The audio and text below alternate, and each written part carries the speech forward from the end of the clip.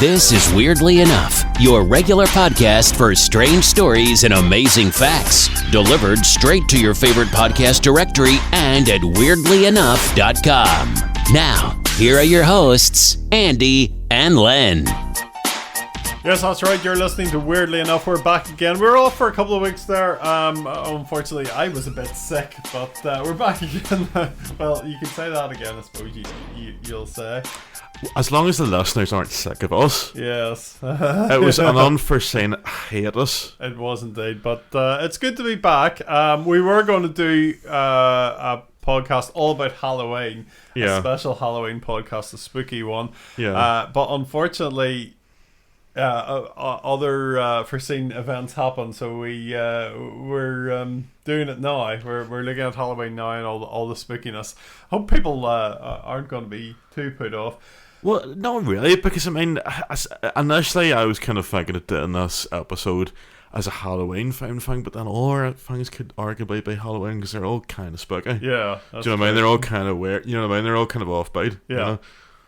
I was just thinking that a good name for this episode could be November Spawned a Monster. November Spawned a Monster, yeah, okay. Which is, to be honest, is probably Morrissey's worst song. Oh, right. I'm a massive Morrissey fan, but I can't dig November. It's just, I don't think I've ever heard it. When did he record that? 1990. Oh, right. November Spawned a Monster. It's kind of a bit bizarre. Yeah, it sounds that way. Slightly controversial thematic lyrics and stuff, you know. Just sounds a bit weird. But he's not one to shy away from controversy. I don't think he's been cancelled recently. I don't think you can talk about Morrissey anymore. I think we're probably due to be cancelled. Yeah. You know. Well, remember you can listen to us on anywhere you could download your podcast. You can also find us on YouTube. We have accounts on Facebook. Search for Weirdly Enough on Facebook. We're also on Twitter, Weirdly Enough PC. And today we're going to be talking all about Ghosts of Belfast and the haunted Belfast. I looked up Ghosts of Belfast and there's actually a novel came up called, I think, Ghosts of Belfast. Yeah. Of course, about the Troubles. Yeah. You don't have to go too far. Well, you'll be pleased to know this is episode's nothing to do with Troubles. Yeah. Like okay. literally nothing to do. Well, Good. I suppose slightly tangentially. If we're mentioning Crumlin Road Gallow, like, but it was a book written by Stuart Neville.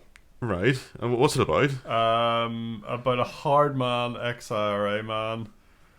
Sounds highly original. Yeah, there you are, Stuart. So there goes to Belfast. But we are looking at haunted Belfast this week, and all the spooky goings on around this great city that we love to call home. Yes. I was sort of inspired to do it because initially I was thinking of doing something for Halloween. That didn't quite work out, but there's these two women on Facebook do a very good thing, Carrickfergus Paranormal Research. Oh, right, okay. Which is pretty inspirational. We might sort of maybe look at them a bit closer in the near future. Yeah. But it got me thinking, this podcast is all well and good, but it's not very local. Okay. Do you know what I mean? We need to kind of get a bit more local.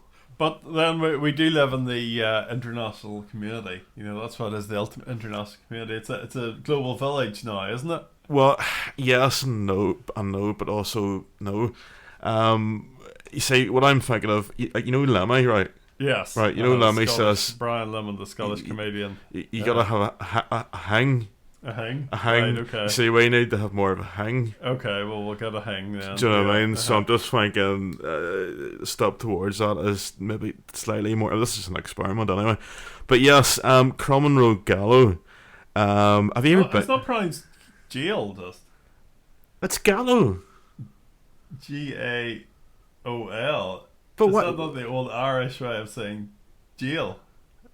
Are you sure about this? I'm pretty sure it's Gallow. Okay, maybe. Yeah. Is this like Mandela effect? Might be. Yeah. I've never heard of Gallow. Google correct pronunciation. How to pronounce? Oh, they're very, very long. Some of these YouTube videos about it. Let's see. Here we Gallow. go. Jail. What? Jail. Yeah. No, it's Gallow. It's Gail.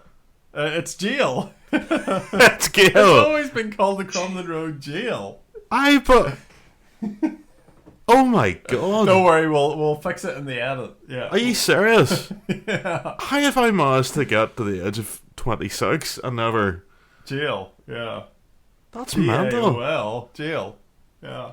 Is it the This old this Irish this this has word got or this is Mandela effect level stuff here. This is like obviously this isn't live because you're listening to a recording of a podcast. But I'm literally my gas has been flubbered here. Yeah. It's an Anglo-Norman French word. Gaol. Jail. So you mean to say I've gone and used call it a gallow, and people have been looking at me thinking, what's he on about? Yeah. Yeah. Because I thought you were talking about like the gallows. Well, you see, were a thing on one hand, this is quite kind of mortifying, but on the other hand, it's probably makes for a good podcast. Yeah. Because it sounds unscripted and spontaneous, so albeit slightly humiliating, but sure, there you go. Okay. And every day is a school day, as they say. I got schooled. Johnston got schooled. Mm-hmm. We should really get like a wee sound effect. Johnston got schooled. Yeah. We'll you know, on YouTube, people are always getting schooled on YouTube. Like, you know? They are, certainly. Yeah, but anyway, have you ever been on the tour of the jail? Yes, I have. And it's really good. Is it scary? Apparently there's like an underground tunnel. And yeah. It might appeal to tourists. I don't know. It might appeal to people that are kind of morbid like that. But to me, it was just a big place that held prisoners, and then they had the gallows or the jail, maybe you could call it. Which I found that a bit just salacious, a bit kind of look at this. I know, because it's like real people's lives. It's a bit kind of close to home, like, you know. Yeah. But apparently in 2016, a white shadowy figure was allegedly spotted peeking out from one of the cells. Okay. On a tour. A white shadowy figure. And it was a visitor. I think they were from Cork. Yeah, they were from Cork. Okay. Sarah Murphy, 33, was visiting with her family from Cork along with her daughter and parents. There's a man in uniform saying the B wing of the jail. Sarah told Belfast Live, all the tours go down C wing, so I just stood at the gates to B wing and stopped a few photos just in case. And a man in uniform or like a shadowy figure was saying. So are you terrified now? Good man. Scotty Shoe. Have you ever heard of Scotty Shoe? Scotty Shoe. No, is this in Belfast again? Yeah. Belfast, yeah. Because apparently on the side of Castle Court, there used to be an old hotel called the Old Grand Central Hotel. Yeah. And it was haunted by a gas fitter nicknamed Scotty Shoe. Right, okay. A report indicated that Scotty Shoe appeared before an army officer, William Jenkins, when the hotel has been occupied in World War I by the army as a barracks. Soldiers were said to have been alarmed by the sound of Scotty Shoe, aka... Well, it was actually Jenkins. It was actually the officer that was screaming. Okay. And they discovered him lying at the foot of the stairs, terrified. And he'd been confronted by the figure of a man moving towards him, who apparently was this guy, Scotty Shoe. Scotty Shoe, yeah. So, yeah, it's Castle Court these days, so I don't know. You know, you can maybe go down Castle Court sometime and see if you can sense the presence. Scotty Shoe. But, sorry, what was it? Was it an old hotel or something? Yeah, apparently it was called the Grand Central Hotel back in the day. There is a Grand Central in Belfast now. Again, another hotel called Grand Central that apparently has the dearest pint in Belfast. Lovely. How much is it? It's a fortune. Yeah.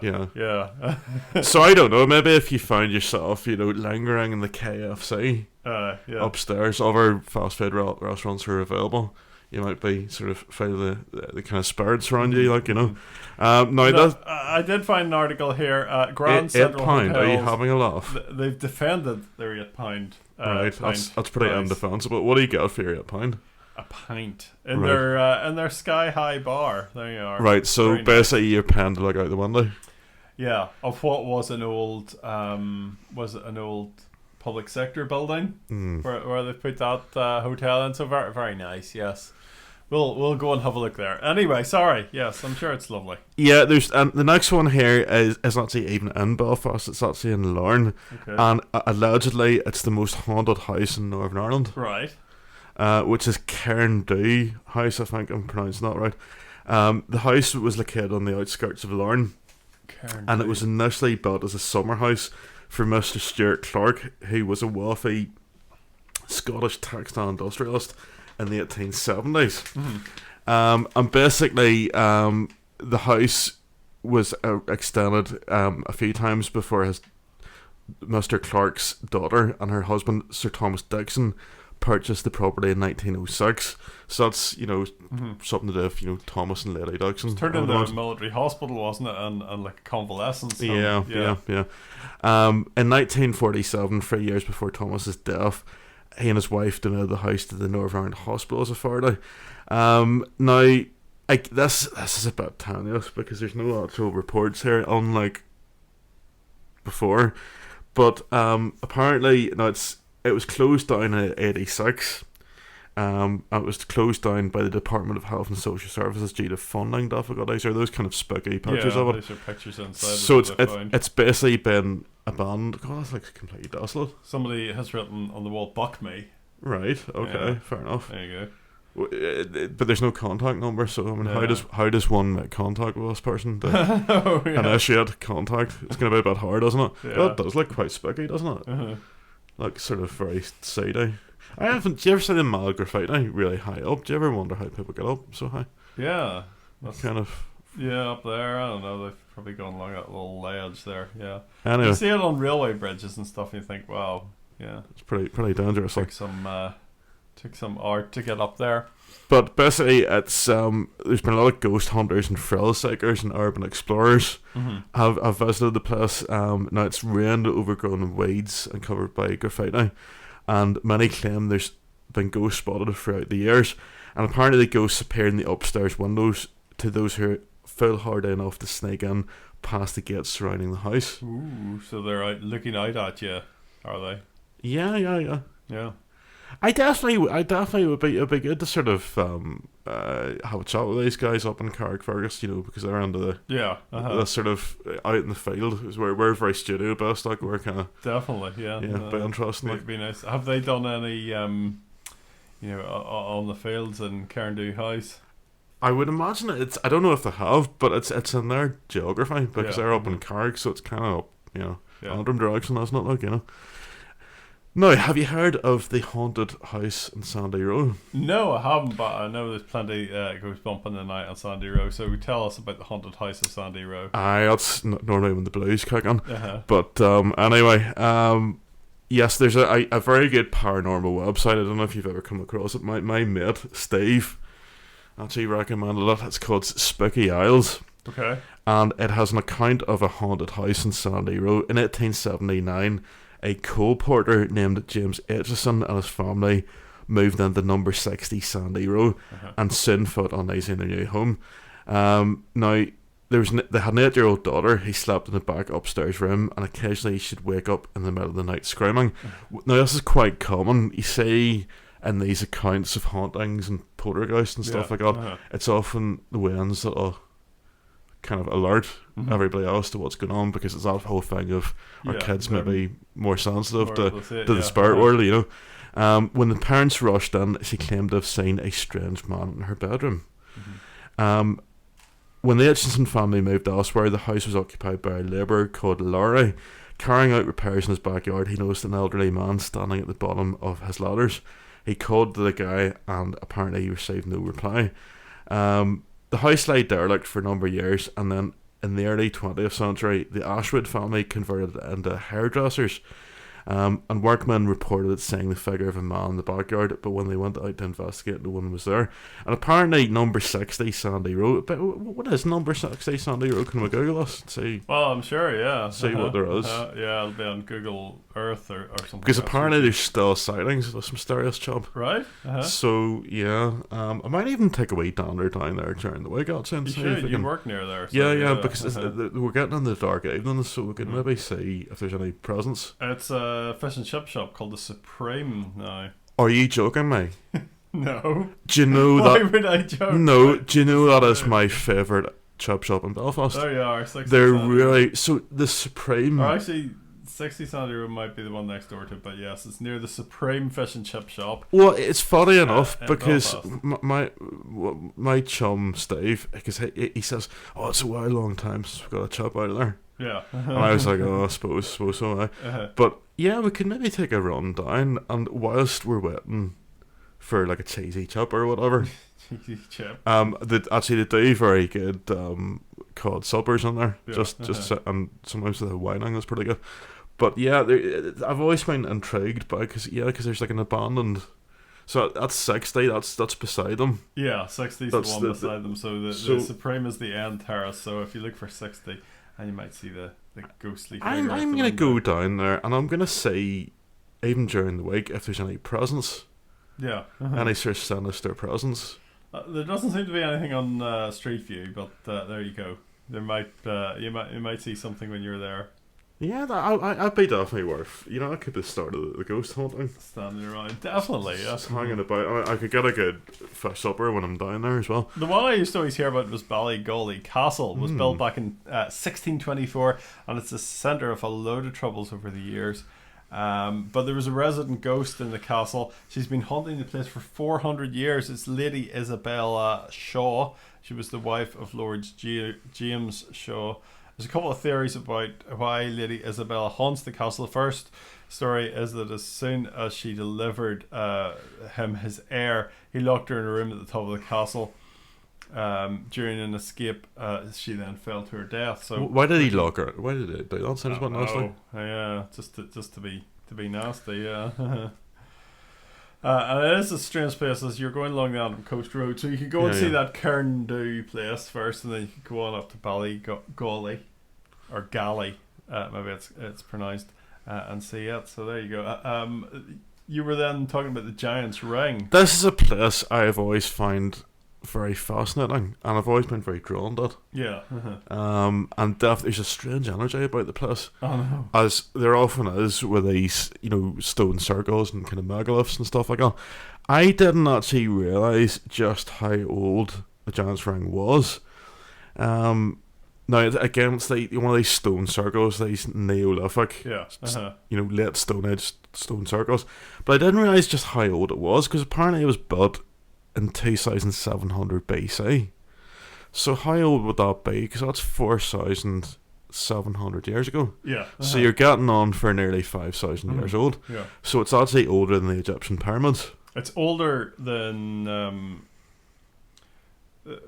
Stonehenge was built about 2,500 BC. So it's actually 2,000. A little bit older than Stonehenge. Yeah. So that's actually a bit older than. Yeah. About 200 years older, wouldn't it? Yeah. Wonder what kind of people lived there and worked about and what it actually was. Well, you see, this is intriguing because it's one of the, in terms of the type of people that lived there at the time, it's what archaeologists have constant arguments about this. Yeah. Because obviously there's no written record, and we don't know what language they spoke. Because this was before the Gaels and Celts and people like that would have arrived, so it would have been before even them. Before maybe even the Indo-Europeans. But so what kind of ghosts are about it then? Now the site is believed to have been used by a cult of some kind in veneration of the dead. And there's also stories of the Giant's Ring being used by a variety of cults for sinister rituals and possibly even human sacrifice. And they do say that even to this day, various occultic groups gather. Yeah. I remember always being warned not to go there, but I think it was mainly I remember my mother saying, "Oh, don't go to Giant's Ring, go there." I think it's because she thought there's drug dealing went on or something like that. But there may have been, but no. Now, there's a spine-chilling story that involves a family visiting the site in the early 90s. And according to this family, they entered the ancient ring and found themselves surrounded by a sudden and overwhelming thick fog.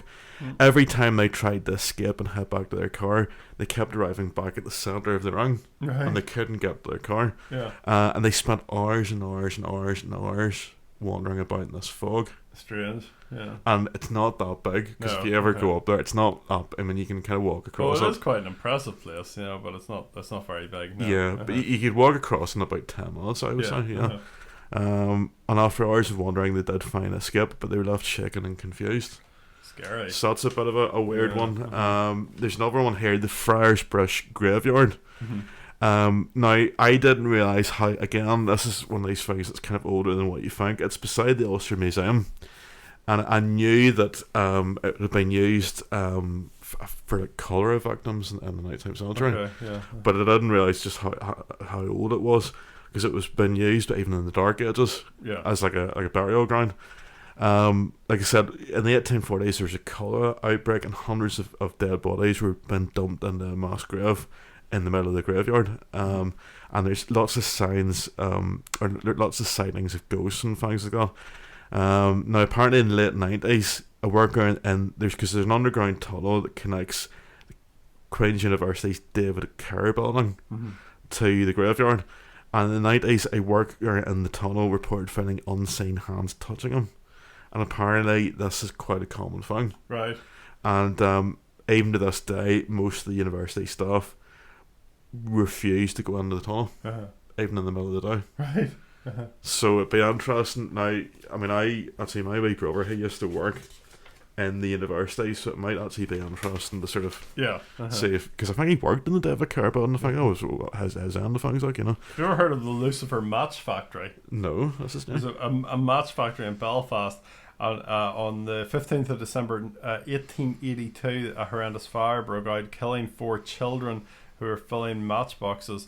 After it was rebuilt, locals were terrorized by piercing screams and cries of fear after hours, which continued until Lucifer's Match Factory was demolished. It's in Millfield Place in Belfast. Is there anything in Yet Nards there?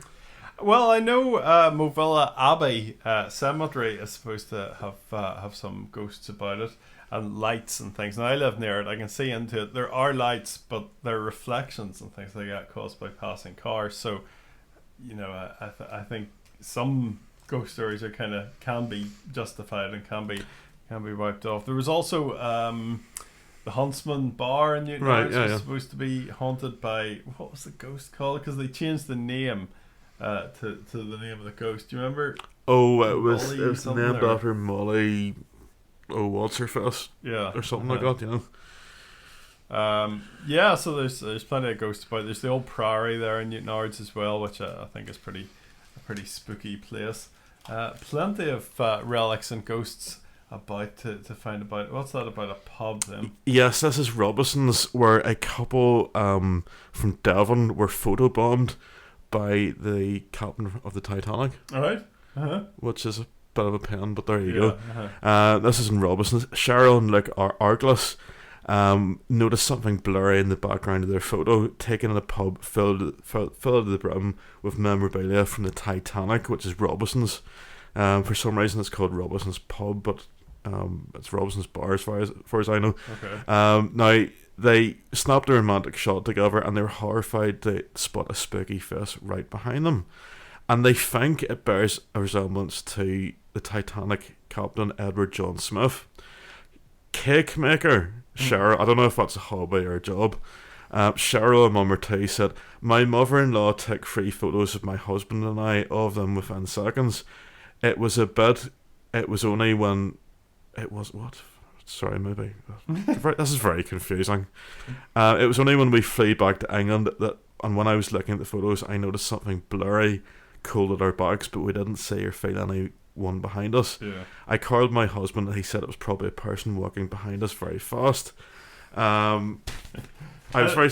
Yeah, you see the photo there. I'm not really. Is that them? Yeah. I'm not overly convinced. Who's your woman? There's some random blonde kind of glaring at the camera. Is that not the leader Sinn Féin? No? No, maybe not. No. I think it's a random blonde. Okay.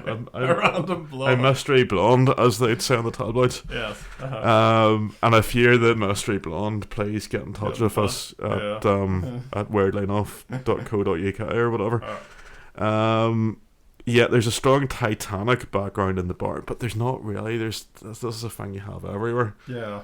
You know, you have stupid memorabilia sitting about the place. Now, apparently Robinson is a pub famous for its Titanic vibe, as it features items recovered from the wreckage, including letters and postcards, first and second class china used in all White Star Line vessels, and a Philomena doll, I think it just sounds like random crap. It was cover to cover, but the image has been released for the first time after Cheryl enlisted the help of ghost hunting group Paranormal Investigations UK, who analysed the picture and ran a series of tests. Right. Now I don't know what the analysis. Tests? Yes. I don't know what these tests are, and they've confirmed it's genuine. Okay. Right, I'm not overly convinced, but Yeah. Cheryl added, I was intrigued. I simply wanted some answers. When I got the report back from Paranormal Investigations UK, I was freaked out. As I said, the picture was 100% unexplained. What's 100% unexplained? Well, a UFO is an unidentified flying object, so it could be something that you can't identify. It could still be a plane, but it's unidentified, so it's unexplained. Doesn't mean it's a ghost. I was left with more questions than answers. Sure, yes. Let's have another look at this. There's the picture. It looks more like an ape. Like, I don't know. That is not. How did they get Captain Smith from that? I'm not very convinced, I have to say. Like, why would it be Captain Smith? Why would he bother to be in Robinson's? It's just I'm left with more questions than answers, to be honest. The bot or some of those other bars up the road. Now, apparently Cheryl phoned Robinson's to tell him what happened, but they said nothing like it had been reported before. My children were fascinated. I showed them the photo and explained to them that whatever is in that photo is not meant to be there, and we all watched Titanic together. I didn't know what it was, or that it. They didn't know what it was, or that it was a real ship. And then the final proof that proves that it was Captain Smith. After watching the film, my daughter Yasmin pointed out the face in the picture, yeah, saying, "Look, Mum, it's the captain." It's the captain, but the one in the film was an actor. Yes. I literally got goosebumps because I had not told them anything about looking like the captain. I was excited and creeped out at the same time. She is adamant it's the captain in the picture. I have to say, to be honest, that's the least convincing of all these ghostly tales. I got slightly tenuous, to be honest. Anyway, suffice to say, there's plenty of ghosts around about Belfast, and it was a really interesting podcast. Thanks for sharing some of those. Yeah, with it was me. good.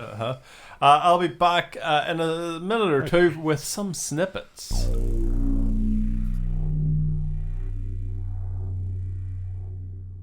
So I always like to look at the different weird things that are coming up and weird things that are happening and stuff in the news and stuff. And launching the day that this podcast launches, so I think it's the 8th of November, there's a new TV channel. It's a subscription-only TV channel. It costs $6.99, £7 a month, and it's aimed just at dogs. Dog TV is what it's called. And what's your programming on it? It's just all like bright colours and videos of dogs running about, and you just set your dog in front of it. It's a bit like CBeebies, but for your dog. So there you go. But at least CBeebies is free. This one you have to pay for. And you said it was run by UTV. No, I don't know who's behind it, but yeah, very odd. Dog TV. That is very strange. Do you remember back in the 90s the Rear of the Year competition? You see, we can't do stuff like this because it's sexist. No, it's not. It can't be sexist because people think we're gammons. Well, Frank Skinner won it one year. Right. The Rear of the Year was always won by a woman and a man. It was equality even back then, because and it's still going. It's actually a competition that started, I think, way back in the 80s. Frank Skinner shared the prize with Carol Smiley back in 1998. Apparently it's still a competition. The last contest was in 2019 because the 2021 was called off due to COVID, but Amanda Holden and Andy Murray hold the current title of the Rear of the Year. Well, anyway, the reason I'm talking about this contest is because I found another of the year competition, and this one's about birds, but not those kind of birds, not the kind of 90s lads. Bird of the Year is an annual contest run by New Zealand's Forest and Bird Conservation Group, but this year, startlingly, the winner was a mammal. I'm not quite sure how the classification gets mixed up, but the winner of the competition this year is a bat. It's called the Pika Pika long-tailed bat, and the reason it was chosen was to raise awareness of this troubled creature whose habitat is being destroyed. Okay.